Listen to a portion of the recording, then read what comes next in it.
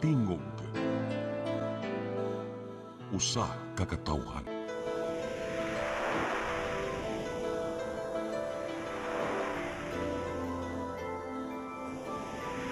Cebu Catholic Television Network.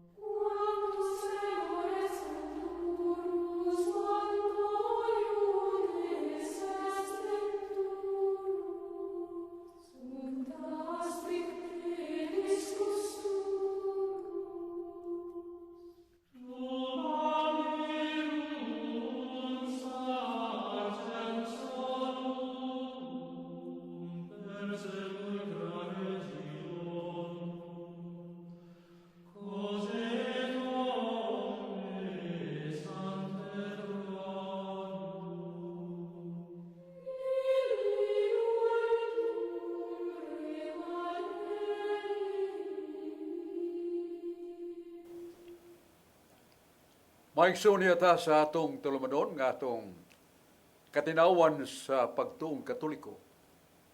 Doon ay gingos kinaadman non potest isi diutonum cuinon sovis viritas. Walay pangatarungan nga mulungtad kunwa sa kamatuuran ni pasukan.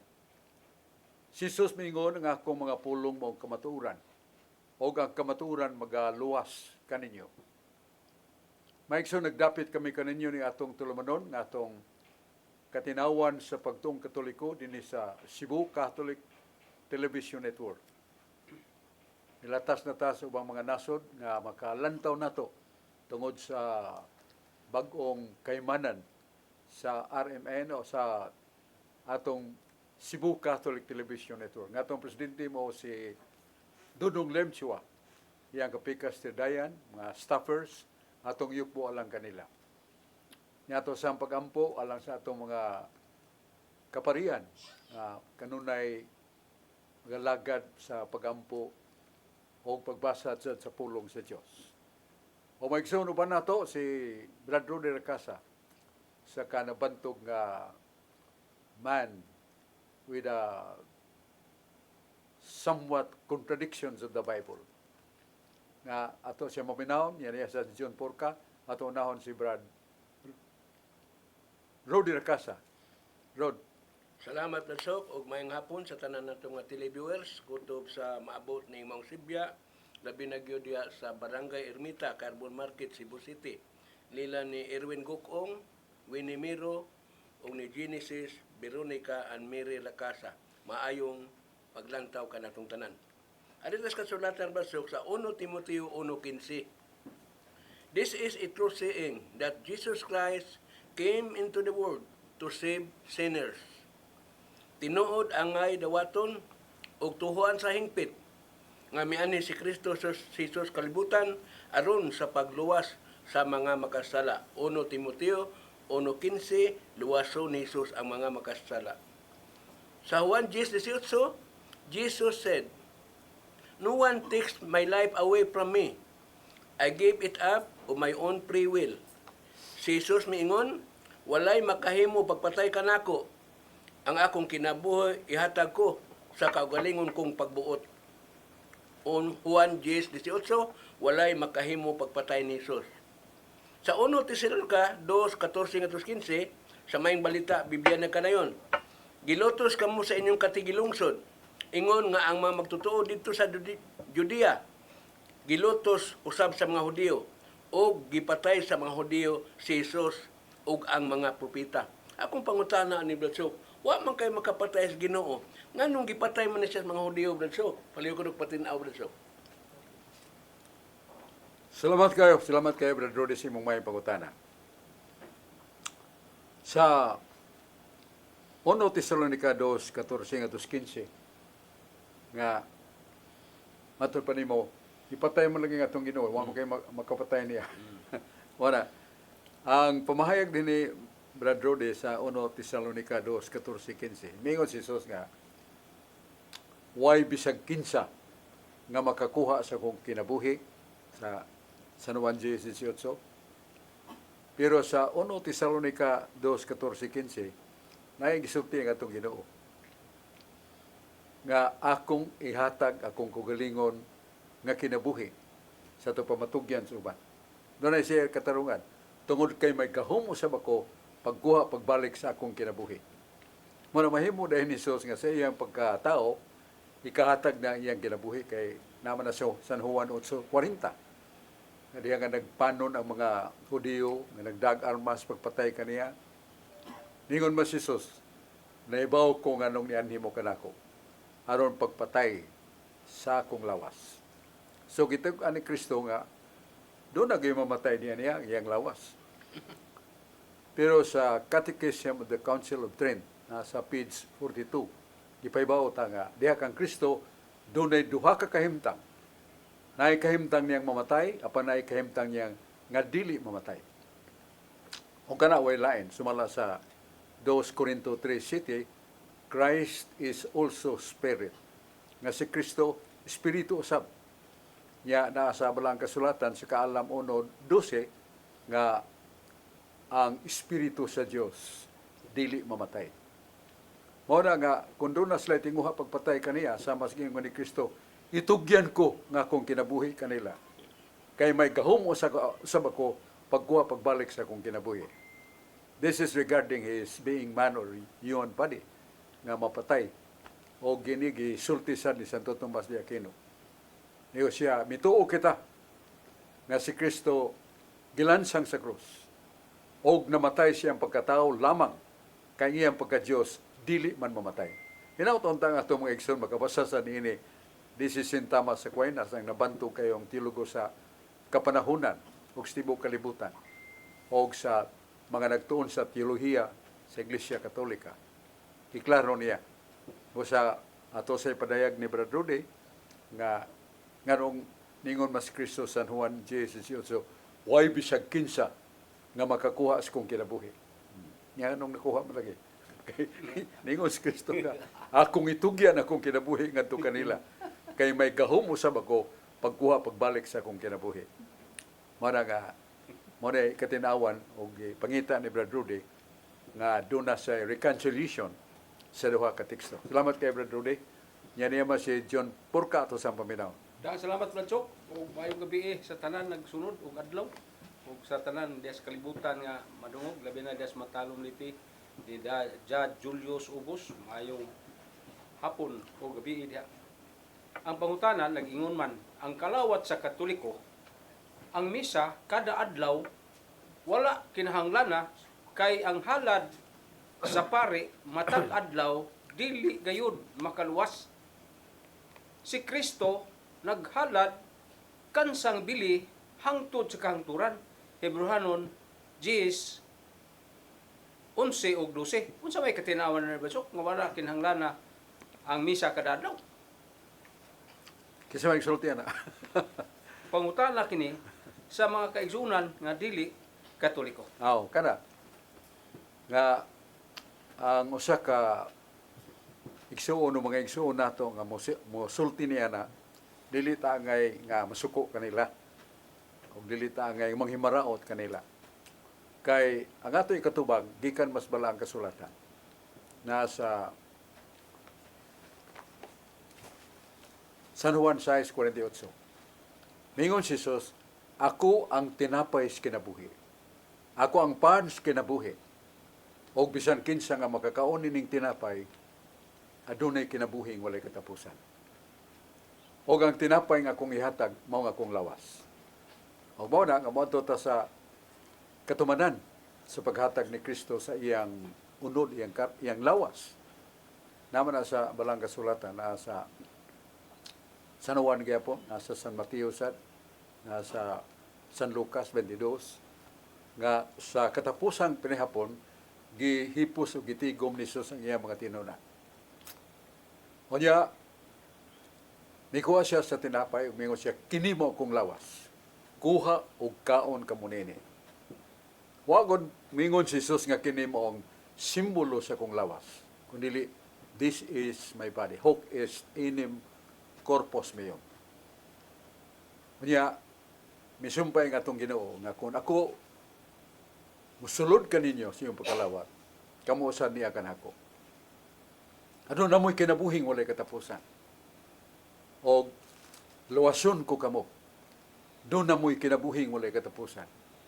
Muna nga, kung mapalandong na to sa mabuo lang kayo, ang ipahayag sa 1 Pedro 2:22, nga si Kristo dili mamakak.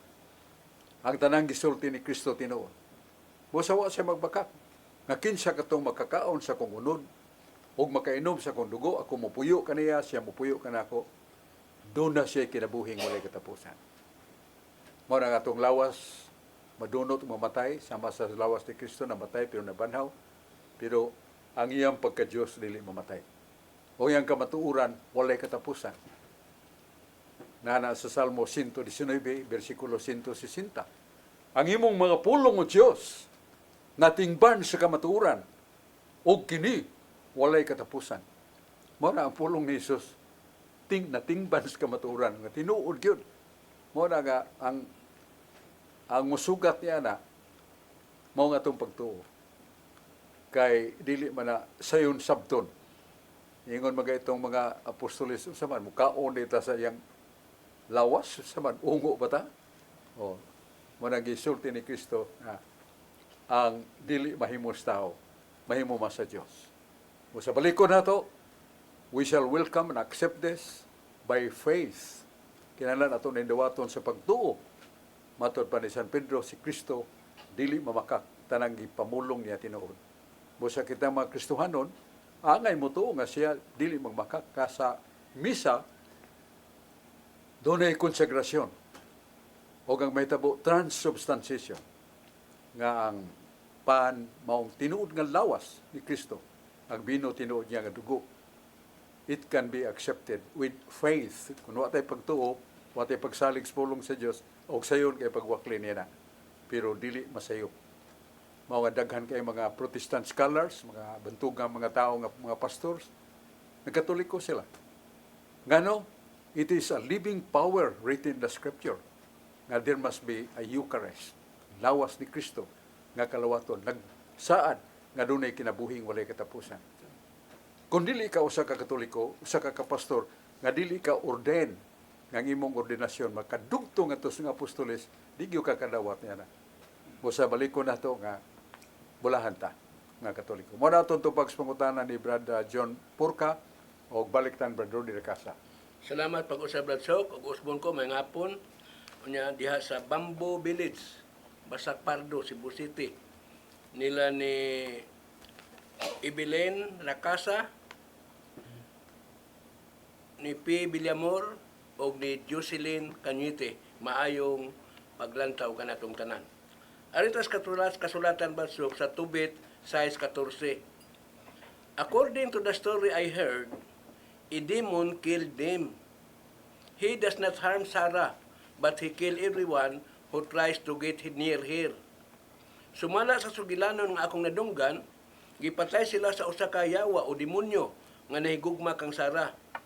Wala niya unsa si Sarah, apan gipatay niya ang matag tawo nga buot muduol kang Sarah.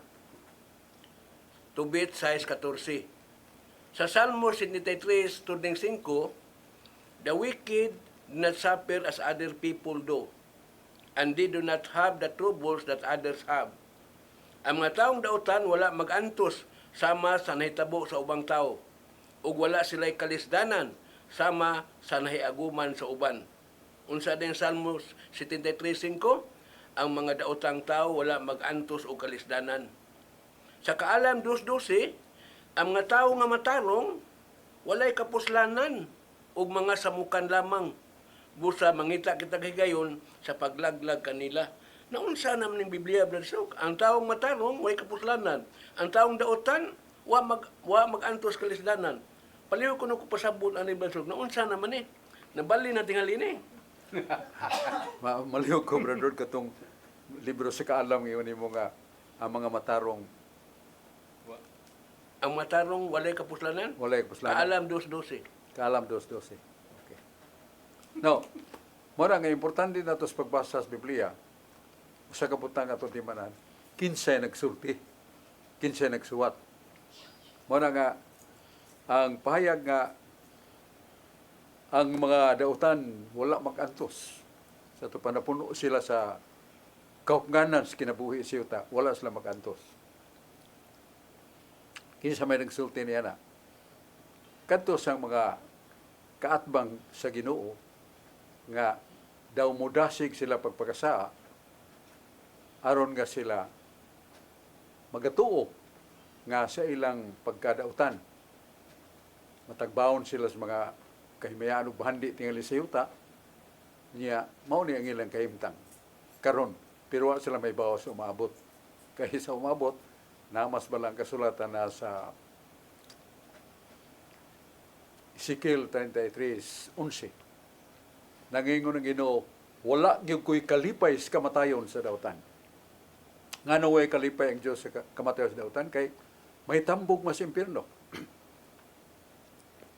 nasa San Mateo 15:41. Hamingon si Jesus nga kadtong mga dautan naa sa wala, maangkon nilang silot sa impierno ang kalayong way katapusan. Muna nga ang Diyos, way kalipay, way kay muot, sumala sa Ezekiel 33:11, sa ilang kamatayon. Muna samtang buhi sila, manghambog sila nga, yahay kami. Tingala mingon nga, amo na ninggi tumpi among bahandi kalibot mo sibo kalibutan makatagam tamis tanang lawas nun og lumalabay nga kalipay pero diha ra kutob sa kalibutan nya dura kay gibasa brother di sa Kaalam 12 nga ang mga matarong way kapuslanan o kisa may nagsulti na kadtong mga tao nga kontra kay pos kamatuoran walay kapuslanan kay ang tanang mga matarong doon na ginay kapuslanan. Kaya ang iyang pagkinabuhi ning kalibutana, iyang igugol ni dili para kaniya, kundi para sa uban. Muna nga daghang mga matarong nga nakadangat sa gingharian sa langit, tungod kay ang ilang kinabuhi, ilang ihalad, pag-alagad sa Diyos, pagtuo nga dunay Diyos. Unya paghatag mga butang nga gikinahanglan sa mga kabuso, uyamot kayo, o gininoon sila, nagbalipayon naman sa kamatayon. Muna nga para sa uban, kini mga matarong, wagi kapuslanan. Muna. Kaya, doon na bantay mahinugdanon kay mga pahibaw, ato sang lantaon, karon dayon.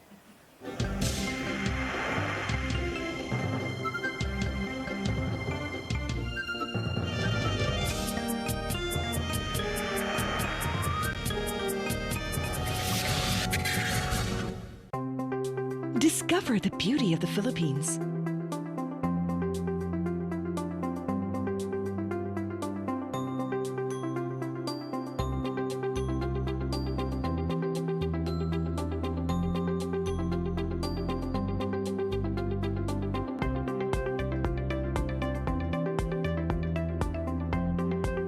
With Philippine Airlines, the country's flag carrier.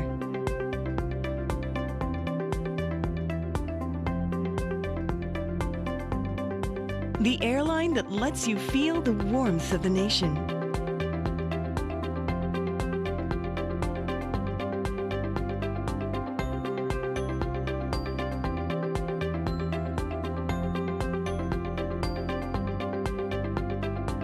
Mabuhay!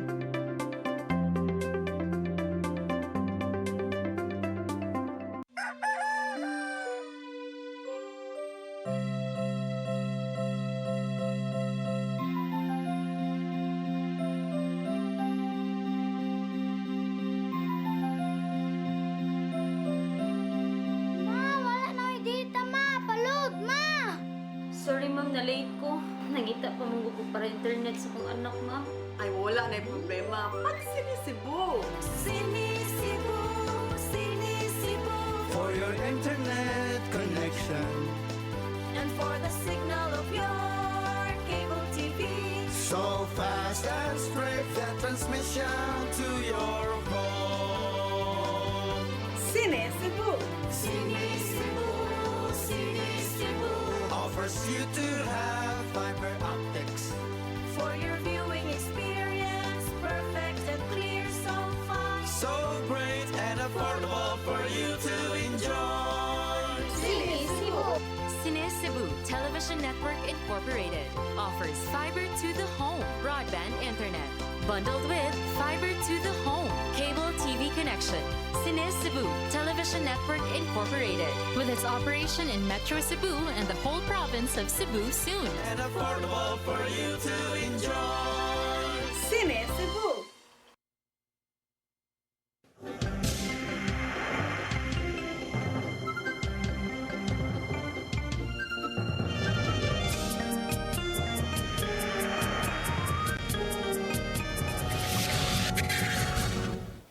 Mga isun, balik ta sa atong tulumanon nga atong katinawan sa pagtuong katoliko sa Cebu Catholic Television Network. Kaguluhan ni Brad Dodong Lemsua, yang kapikas tirdayan, niya niyata. O niya sa kongwa niya si Brad George Torrefield, niya po si Dins Bakulod, nga mupaambit sa nato, niya alis mga pangutana, o ato silang paminawan. Unaw nato si Brad George Torrefield. George. Salamat, Bradsok. May hapon kanimo nya, may hapon ka natong tanan, ilabi na sa atong mga televiewers nga kanunay nga nagsunod niya atong programa o sa mga online viewers sa FB nga naglantaw karon. Mayong paglantaw ka natong tanan niya, akong greetings diha sa Mualbual Cebu sa akong kapikas nga si Lourdes Ferrer Torrefield nga nagsunod niya atong programa nya diha sa poblasyon Itapi Bohol sa Igagaw nga si Ate Arlene Garcia Cagadas o sa iya kapikas nga si Kuya Badoy. Mayong paglantaw niya diya po sa Katarman, Liluan, Cebu si Brad Romil Sutirol nga kanunay po nga nagsunod niya itong programa. Basok, ang akong pangutana, Basok, may tungod ni kang Birhen Maria, Basok, kay maulagi doon na ilalis kung tinuod ba gito siya nga nisinati o kamatayon or natulog pa lamang. Kay namugod sa Roma 6:23, Basok, nag-ingon dito nga ang bayad sa sala maong kamatayon. Kaya matod pa sa uban Basok, nga kato si Birhen Maria, kung mingon ta nga namatay gid siya ni sinati sa kamatayon, sa ato paduna siya sala kay ang bayad sa sala kamatayon man. Pero except ni Kristo, kay si Kristo Dios magyud to nga nagpakatao, pero si Birhen Maria kay tao ra magyud siya, di magyud siya Dios. Sumuna nga unsa mo gistahan o barugana sa simbahan ani Basok, may tungod kang Birhen Maria, kaya ang uban mao lagi na mingon sila nga natulog lang to, kay kung mingon tag namatay to paduna gid si sala, kay ang bayad sa sala kamatayon man. Palihog ko pagpatinaw ni Basok. Daghang salamat. Ang atong simbahan, Iglesia Katolika, one of the lines of the doctrines of the Catholic Church, nag-ingon yun si Maria, nitilawg yung kamatayon. Kay kung siya magpabilin nga buhi sa kanunay, malantaw sa mga tao, mahuna-huna sa mga tao nga walay may kaisipan, nga siya labaw dahil ni Jesus, nga si Jesus Diyos man, nga namatay man niya pagkatao, nga si Maria wa mamatay, labaw din ng inahan. So, actually, it's not the reason. The reason nga, bugat kayo gusto ni mahal nga Birhen, nga iyang tagamtamon ang kasakit siya nga iyang anak. Nga dili niya mahimo, ngay kabutang siyang lawas. Diha lamang siyang anak. Ang makakalilis siya pagdagmal, makasamad, bunal, pagluwa, pagbugal-bugal ni Kristo. Wala na matagamtam sa mahal nga Birhen. Pero ang iyang pangandoy o tinguha, ang kasing-kasing sa kainahan, nga dunay mapait nga kasakit sa anak, ang kasing-kasing sa inahan, mutubod ang daghang mga kasakit o kagulanan. O mao na, nangandoy sa ng mahal nga Birhen nga, kung namatay akong anak, gusto sa kumutilaw sa kamatayon. O sa tinuray, mao nga, tao nga sa Maria, na itong mahal nga Birhen. Pero kung maunto ka sa Holy Land, doon ay usa ka dapit ngayon dito, Dormitio Mariae. Sa manang Linatina, ang sabot, ang atong hubad na ang dapit nga natulog si Maria. Sa ilang pagtuo nga si Maria natulog na yun. Pero sa balaang kasulatan, nasa San Juan 12, nga ningon si Jesus, natugrang imong igsoon, nga si Lazaro. Siya Ginoo, upat na nakaadlong namatay, pero ni Kristo natulog na. So, katulog, nagpasabot sa gyapos kamatayon. Muna sa usak kadapit sa Holy Land, Dormitio Mariae, Latin na nga dapit nga natulog si Maria o ang pagkatulog ni Maria. Pero ang kahulugan na kamatayon magyapon. Mo na nga ang mahal nga birhen ni tilaw sad sa kapintas o kapait sa kasakit siyang anak o bitagamtam sa siya sa tinuod nga kamatayon. Kay mutuon niya ang mga tao nga labaw pa siya siyang anak. Apan ningon ako, there is a line there in dogmatic teaching that Mary was also dead. She died also as man. So mao na ang atong ikapahibaw og tubag sa pangutanan ni Brad George Storyfield nga unsa kahimtang. By the way, ang punto niya mao nga ang bayad sa sala kamatayon. Nana sa suat sa San Pablo Tagaruma, Luhan 3, studling 23, tanan nakasala, busang tanan mamatay. So, sa may sa ni Kristo ni apil mas kamatayon. Naa sa Hebreo 9:22 nga that is redemptive act of Christ. Without shedding of blood, there is no forgiveness. Mo'y pong sa Hebreo 9:22. Mao na nga ang Diyos Espiritu, patyon o pusilon o dunggapon ba siya? Dili na siya mamatay na. Mao na naging lawas ng atong Ginoong Jesucristo. Busa sa atong dugma, si Jesucristo tinuod nga tao. Busa doon ay lawas o kalag. O si Kristo tinuod nga Diyos, Espiritu o dili mamatay. No, balik ta nga ang bayad sa sala kamatayon. Kamatayon ni Kristo. Mo'y nakahimong tinuod nga pagbayad sa atong sala. Dili kita. Mo na nga kinahanglan nga dunay kamatayon ang manunubos. Aron pagpaybaw nga dunay siya dugo nga pagason kay without the shedding of blood there is no forgiveness, there is no redemption. Nana sa Hebreo 9:22. Pero kang mahal nga birhen nga namatay isip sa nga siya tao. Pero mara naglalis man ang mga apostoles pag-abot ni usas mga apostoles Santo Tomas nga nibalik ka sa misyon. Nakita man lang mahal nga birhen, pero lang lipayan, naglumba ko siya og iyang kauban kay lipay sila kita ni mahal nga birhen Maria. Pero nibong sila magkalayo, hunong na lang sila. O taw-taw lang nakita panganod nagsapnay ni Maria uban sa mga anghel o gipasaka sa langit sa gahom sa Dios. Pag-abot nila, ningon na yung mga apostoles, ay na makauban, namatay man si Maria. Si wala eh. Ganun wala ko. Kita na mo. Ito na sa gipasaka sa langit. Sa ato ta lumnganan. Pag-ablis lumnganan, nakita dito, ang mga bulak ay labihan kahumot. Sibuk sila. Yung sa tawa Tomas. Ibawa diha si Maria sa naagad na mata. Pero wala pa siya nakita ang Santa Maria. Siya, ako ay nakadaog ninyo. Ang tinuray mo ng Maria, nitilaw kamatayon. Pero gipasaka sa langit, sa gahom ni Kristo, sa gahom sa Diyos. Mo nang kahimtang sa iyang kinabuhi lugar sa mahal nga birhen. Nga gipasaka gid sa langit.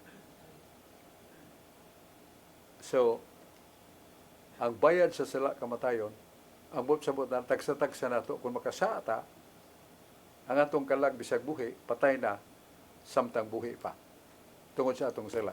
Muna mabuhi sa pagbalik, diha sa espirituhanong kamatayon, pinagay sa pagbag-os kinabuhi, pinagay sa pagbiya sa sala, muna nang gitawag tag born again. Ang mga tao nga naghimo niya na naluwas. Samtang buhi pa, ang ilang kalag, gitimbrihan nas Ginoo sa kaluwasan. Oh, Dennis. Mayong hapon bersok og sa tanan nga nagtan-aw sa ato ang programa Katinawan sa Pagtuong Katoliko. Also greetings bersok sa Mandawi City, si Brad Alan Tanggapan, si Attorney Mark Johnson Cesar, og ni Brad Edwin Paragoso, og ni Brad Boy Paragoso sa Tungkop ni Ganilya.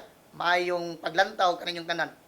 Brad Sok, naaman ta karon sa Lenten season, dunay mga pangutana bersok sa atong mga kaigsuonan.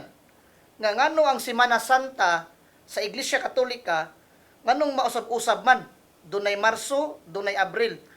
Kay ang date bersok mo magsaulog ta sa kamatayon ni Kristo, nganong ato mang i-focus nga sahay Abril o Marso.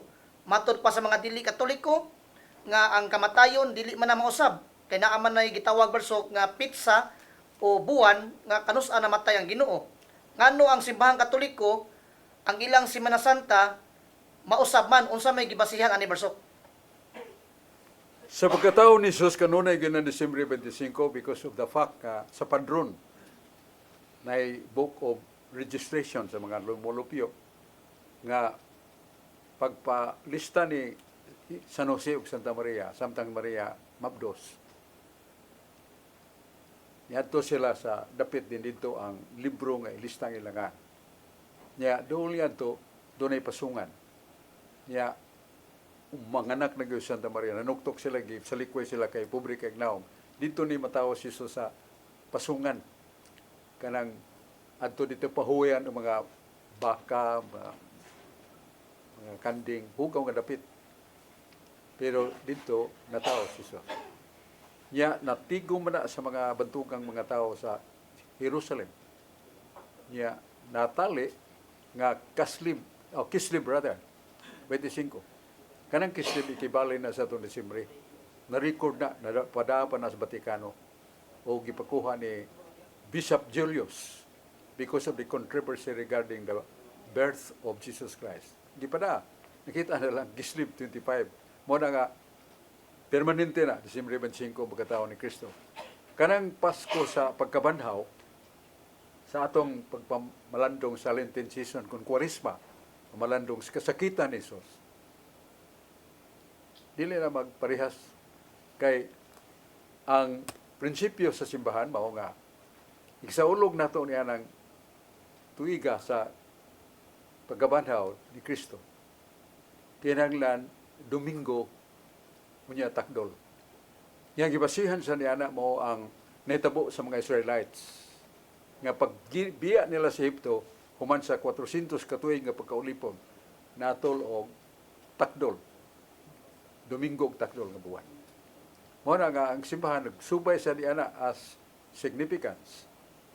Mao na nga ang usaon pagpili anang Domingo nya takdol nya 40 ka adlaw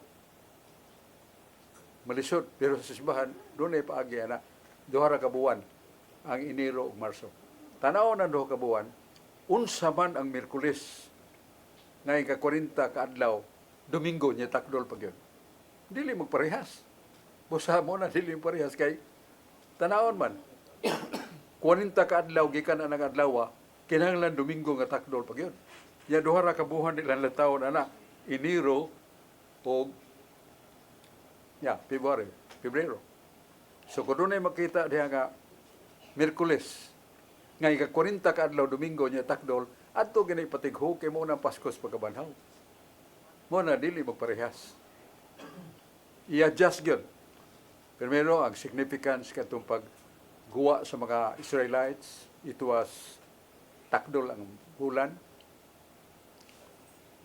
O mora ika 40 ka adlaw kinahanglan Domingo ay ika 40 nya takdol pag yun. Busa dili parehas. Unsaon lagi pagplantaw ana nga mahitabo kina ang simbahan nagtan-aw sa duha ka buwan. Enero, Pebrero. Unsa ganini ang ganini ang Miyerkules nga ika 40 ka adlaw Domingo nya takdol atoy patighog. Mo na hinungdan nga dili magkaparehas. Mo na ba? Niya man si Dennis Bacolod ato sa paminaw.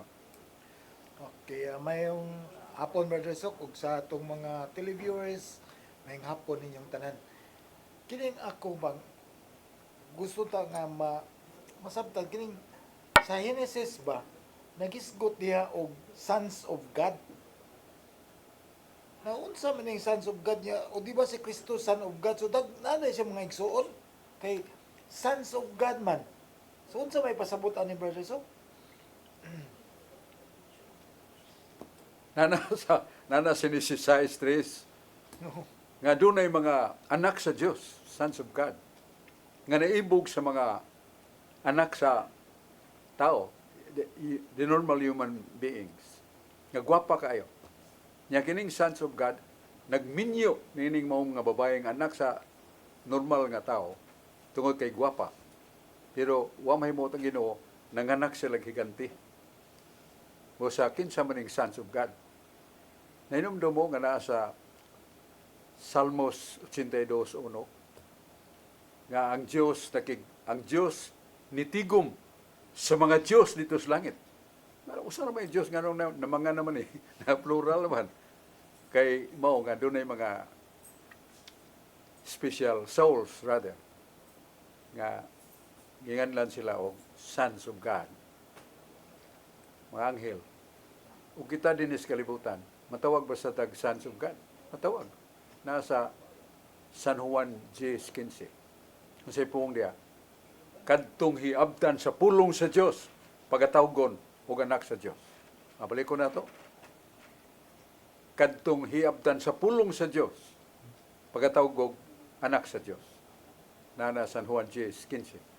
Busa kita di ay kahiyabtan mo tas pulong sa Dios, tawgon sa tag mga Dios. Tawgon ha, dili nga nginganlan yung Dios, tawgon lang.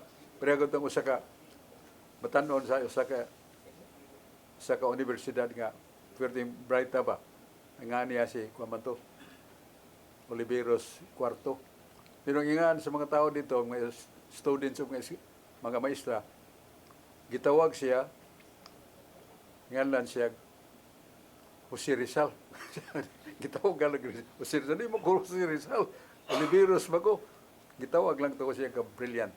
Mara kita sa tawgon og Diyos. Pero dili ta tinuod nga Diyos yun kay di mo na mamatay ang Diyos. Di na magantos og kasakit. Kita maantos ng kasakit. Mamatay pa kita. Pero tawgon tag Diyos. Kaya ang resulta sa tao, ngayabdan sa pulong sa Diyos, the great response of man becoming a holy man. And being a holy man can be called Son of God. Yeah, sa Biblia, di lang kay Son of God, they shall be called gods. Would it be true? Di naman tinuod, kung sa tawag tag Diyos, di maganda Diyos, pero gisulti ni San Juan, nga will become like gods. Asang basa, 1 Juan 3:2. Ningon si San Juan, wa ta mahibawog mga unsa kita karon. Pero kung malangit na ta, buot sabot kay buutan ta, malangit na ta, makita nato ang Dios sa naong ug naong. Ug di lang kay makita nato ang Dios sa naong ug naong, may sama kita sa Dios. Kasi 1 Juan 3:2 basahan ninyo. Di ba na ana? Mo na gadtong hiyabdan sa pulong sa Dios, gitawgon sa Dios. Pero tawgon lang dili kay Dios kita. Nanas bala kasulatan. Muna nga pangutana ni Dens nga kinsa na yung mga sons of God. Ang komentaryo ni ana mga angels nga wa mo laban ni Satanas, Lucifer, wasan mo laban sa Ginoo, gisilhig sa Ginoo. Mo nang nganlan nato ni sa mga kapanahunan, mga karang tao, mga inkanto. O si, pero kana sila fallen angels. Ngano silang silhig sa Ginoo, wa mo laban sa Ginoo. Wasan mo laban siya wa. Di man gusto Ginoo central sa ato panaaras to nga. You have to lean on the one that you love and you serve. Mo nang Dios. Mo sa katong nga tawhana, silutan Ginoo pero nganlan lang sons of God. Kay mga angels man kaniadto. Pero sinilhig. O mo na sila nga pagminyo nila sa mga babaeng gwapa nga anak sa normal nga tao, kastigo sila ang ilang anak higanti. Mao nang explanation na. Yeah, you're doubting, look into the Bible nga dunay komentary. Kana akong gisulti na nas commentary of the Bible. Daghang kayong salamat mga igsoon kay haptan masadas panahon. Atong pasalamatan ang atong mga kaigsunan nga naminaw nagalantaw kanato. Yeah, pasalamatan ni Brad Rudy Recasa, John Porca, si Brad George Torrefield, si Brad Dens Bacolod o si Dennis Abarquez. Kasi naglingkod-lingkod na to si Mado Aquino. Ya, salamat kayo sa itong mga kaigsunan niya. Atong mga pahinumdom, di astalisen, daghang kayo nagpasalamat kay kapinsa 5,000 ka mga pamilya nga nawad-an og balay niya itong makalilisa nga typhoon nga nganlan og Pino. Oh. Mao na nga way magabalay gipupuyo sa mayor sa mga eskwelahan, mga gyms, pero karon gyud na man na sila kagawas. Ug nagpadayon ang pag-alagad, pagpangita o kapsayan nga ang maong mga tao nga biktima kay grabe kayo. Pero ang Mayor Samsan, mangita gyud mga paagi aron paghulip sa ilang gikinahanglan nga nangawa sa binas mga wanay balay. O ang mga talisay nun, nagkapasalamat bisan sa mga kalisdanan, pero nakakita sila sa kasakit o pagigbisog sa Pangulo, Mayor Samsam, nga matabangan ang atong mga kabus nga nawad ang panimalay. Maigsoon, salamat kayo. Ang Diyos magapanalangin na to. Salamat ni Brad Dudong Lemchua ang kapikas. Tagbot apuhon. Ang Diyos manalangin nato.